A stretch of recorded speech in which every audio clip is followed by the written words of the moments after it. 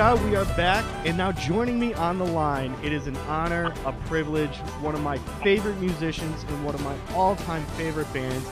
He has a new movie just premiered in Seattle the other day. It's going to be on Netflix. It's already on iTunes, called Faces in the Mirror. He's a member of the Dave Matthews Band. They got a new album coming out September 11th, Away from the World. Please welcome Boyd Tinsley from Dave Matthews Band. BT, how are you, my friend? Hey, man. Listen, I just want to say I appreciate you having me on your show, man. Thank you very much. Yeah, it's so cool that you were able to come on. I was able to actually reach out to you through Twitter, of all places. And it's amazing what social media can do and how it can really connect people and allow me to interview somebody I've looked up to and admired for so long. Absolutely, man. Well, it's good. It's good to be on your show. Thank you. All right, so Boyd, real quickly, I want to talk about the movie. I want to talk about the album, but I have a question I have wanted to ask you since I've been a fan of this band, and that's dating back to when Crash came out. I was 12 years old.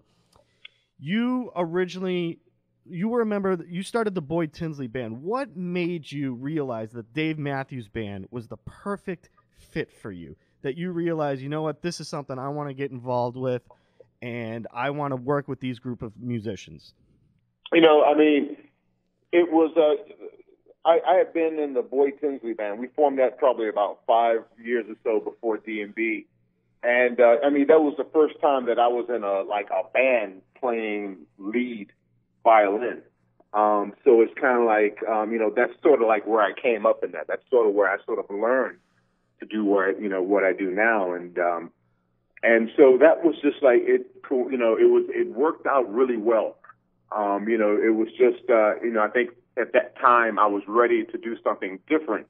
And it was that same time that I think it was Leroy that reached out to me and asked me to come in and play on a demo tape that this guy named Dave Matthews was making. So I said, sure, you know, and that's how I, you know, got with the band. And we started doing these gigs that were sort of for rehearsal for the demo tape that just sort of went on, you know, and they changed venues from a small 40-person restaurant to one of the clubs in towns. And it just kept getting bigger and bigger and bigger. And it never stopped, and it's you know, so it's been an amazing experience, you know. But it was just like, as soon as I heard Dave sing, and as soon as I heard this band all together, I was just like, wow. You knew it was it was something special. And the first song you did, it was Trippin' Billy's, right? That was the first song that you got involved with. Yes, the first song was Trippin' Billy, and that's became one of the band's main staple of songs. One of my favorite tunes. So. Thanks, man. That's great, Boyd. I've wanted to ask you that question for so long, so it's so cool I was able to do this. But now I want to talk about the movie, Faces in the Mirror. It premiered in Seattle a couple days ago. I saw it. I rented it on iTunes yesterday. I loved it. What was cool about the movie is how it's not just a movie, it's also a soundtrack.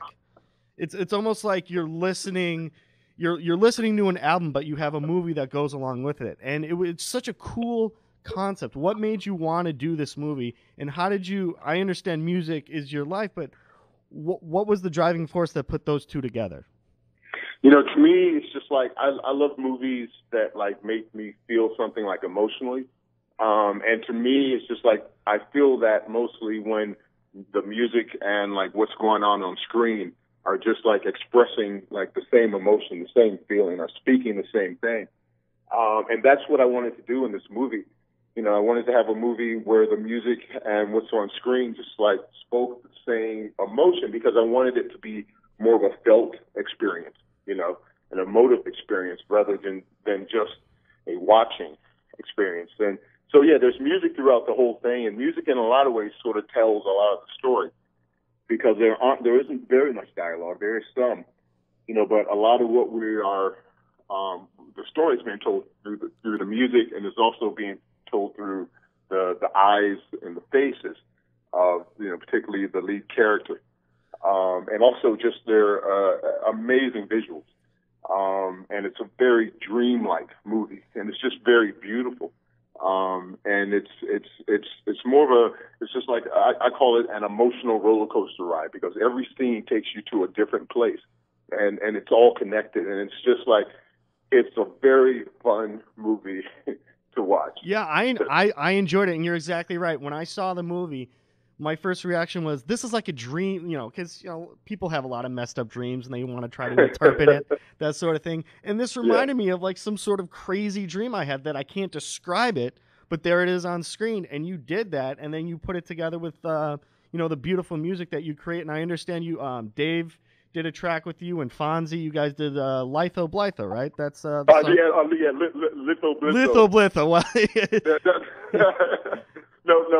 Litho Blitho was the name of a studio that one of the places. Well, actually, we recorded Away from the World there. Yeah. But we also, we recorded some of our Big Whiskey there, and so Dave did this song. I think that was just a guitar piece.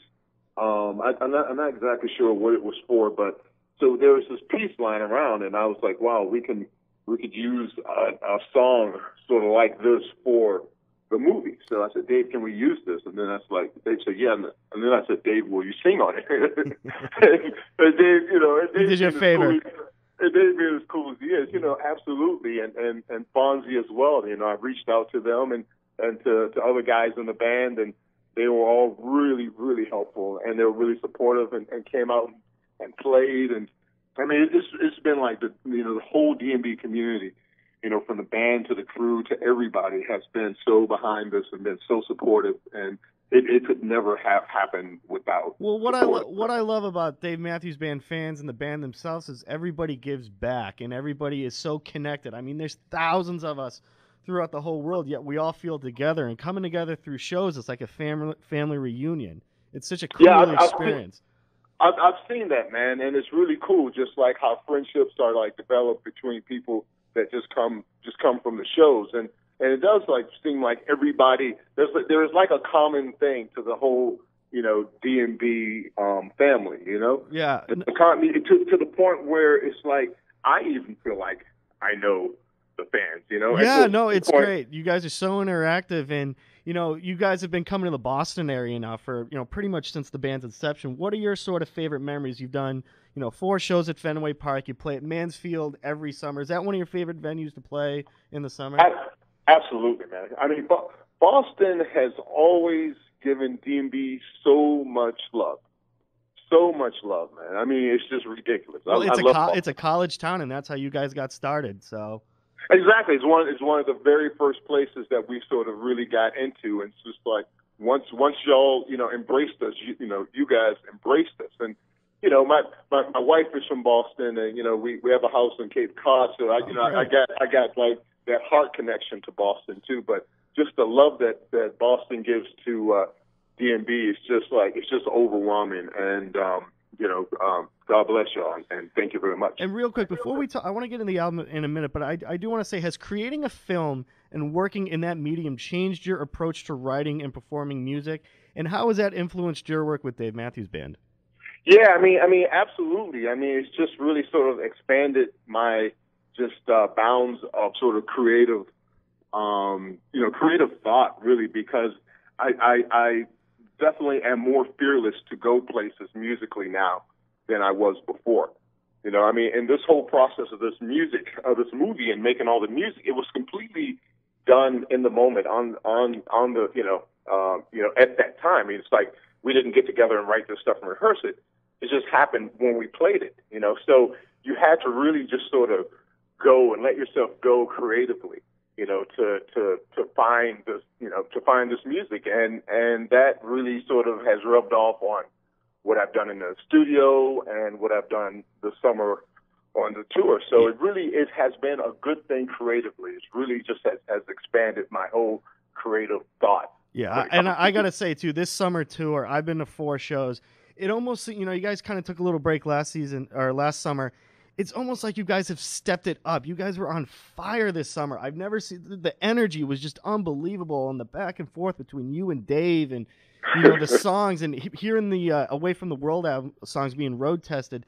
They sound so good. I'm so excited for this new album. You guys haven't had a new album in 3 years. It's technically your 5th go around with Steve Lillywhite, if I'm correct, right? I mean, there was we had a little thing back in 2000 with the Lillywhite sessions, but making this, how is this one different than doing Crash and Before These Crowded Streets and Under the Table?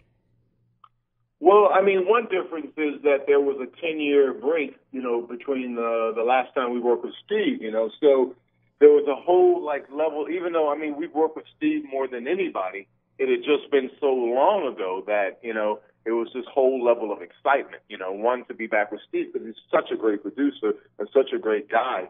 And but it's also, it just felt to me, it felt like just that same kind of excitement that we had for like Under the Table and for Crash, those early albums. And it was definitely, we just sort of went, we were pretty fearless, I thought, in this album. We just sort of went where we felt, and it was, it was really, it was a lot of fun, and it was just like the music just seemed to just flow. Yeah, I was gonna say, after all these years, it's not hard to keep coming up with new great songs. I mean, how does Dave take an approach to this? It's the buck kind of stops with him. He's got to come up with the lyrics, and then you guys put it together to music. Is that a hard process after all these years, or do you feel that you guys still got it and that everybody contributes individually? I mean, and no matter what, like how we put it together, the music, it's like Dave's part's always going to be really hard. I mean, because he is, had to spend the time to write the lyrics and to record them and so on and so forth. But as far as just like getting the basic music tracks for this album, it really only took about, maybe a month tops. I mean, and that's with pretty much me having done all my stuff. Pretty much everybody would have done all their stuff in about, I think, a month's time. And, but then they would have to stay for months and months and months after that to write the lyrics for the songs that we created in the studio. So, Dave definitely, he pulls, long hours in the studio when it comes to writing. So does this feel more like a true band album, or, did you guys did you record it live, so to speak, or did you record separate parts? I mean, I think this is about a true live sort of, collaborative D&B album that you can get. It's like, I mean, this is pretty much, I guess, standard in the way that we typically work, which is, just all getting together. They will come in with ideas, and parts of songs maybe, and then we'll get together, okay, and we'll create a chorus or a bridge or just work out different arrangements or whatever, as a whole band. And then we'll get in to the studio and we'll play the song and we'll work it out. But it's very much a collaborative thing. Usually it's initiated by Dave. Dave will come in with the idea, and sometimes they'll be more complete than other times. But it's pretty much been that way, from the very beginning. In the studio, it has varied depending on the producer. But when we're learning new songs or whatever, I mean, oftentimes Dave will just come in maybe with a verse or something, and then we'll all get together on it, and we'll just sort of complete the song from there. Yeah, I mean, I've heard some of the new songs. You guys have been road testing them. I'm so excited to hear the new album. I've been reading certain things about certain songs. Is there any particular song that you really dig off this new album, or is every song your favorite song, as Carter always says? I mean, really, it's just like one of these like albums that's really an album that like tells a story, like it's all connected as one piece. And so I love the album. As far as a favorite piece, it's just there is one that really sort of I do listen to more than others, called "Drunken Soldier," and it's a bit of an epic tune, But that's the last track on the album, right? That's the last track on the album, yeah. Well, I cannot wait for this album, Boyd, and I gotta say, this tour, you guys were amazing last summer. I got to see you once last summer. I was at the Governor's Island D&B Caravan, and I got the last bus out of New York City during that hurricane, and I took the trip down for Boston, and it was so cool. Just even though I was looking forward to see you guys 3 times, I saw you once, and that was worth it for me. So anytime I can get my D&B fix in, my life is satisfied. So Boyd, I want to thank you so much for joining me today. The new movie, Faces in the Mirror, it's out on iTunes. You can buy it. You can rent it. It should be on Netflix soon, right? Absolutely. And the soundtrack should be out also, too? It'll be on iTunes pretty soon. The soundtrack is unbelievable. The movie is unbelievable. Boyd Tinsley from the Dave Matthews Band, thank you so much for joining me today. It's an honor, a privilege, and I really hope I get to talk to you again. Thanks for having me.